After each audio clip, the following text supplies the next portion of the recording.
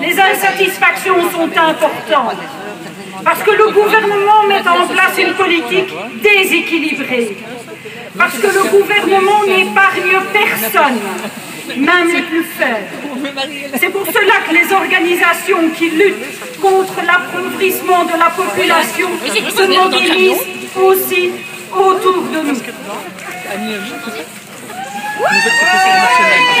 Parce que seule une catégorie paie la facture.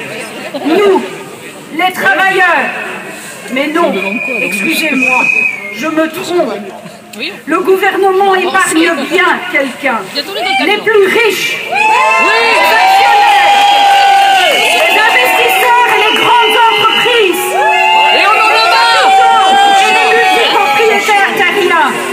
Ceux-là, le gouvernement les épargne. Parce que c'est si difficile de faire contribuer? Non. Parce que ce gouvernement manque de courage et de sens de l'équité.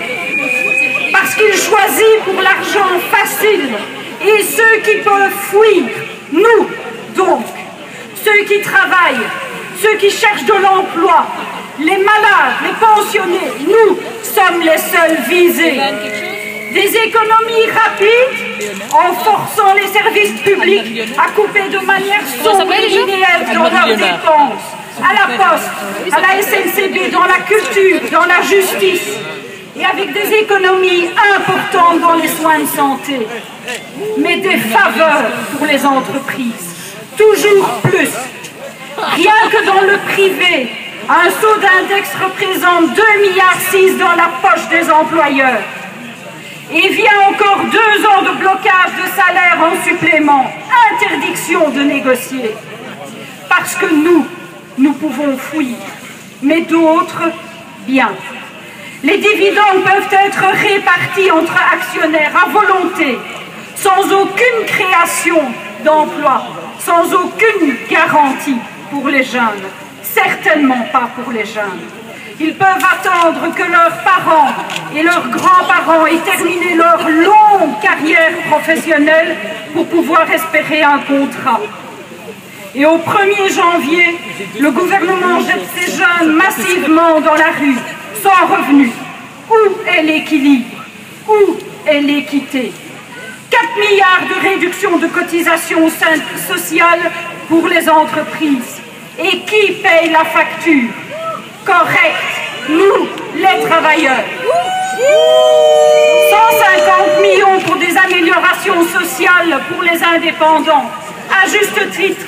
Mais qui paye l'addition? Et on en a marre! En effet, pas les riches indépendants, mais nous, les travailleurs. Chômeurs de longue durée, de trop longue durée, service à la communauté obligatoire. Chômeurs âgés dont aucun employeur ne veut encore, amputation du complément d'ancienneté, 29% de revenus en moins.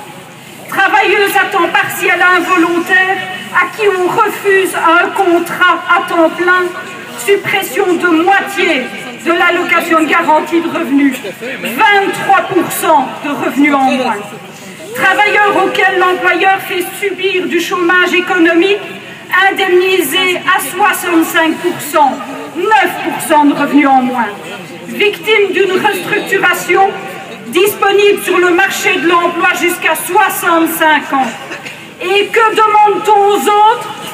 Rien, niente, nada. Aujourd'hui,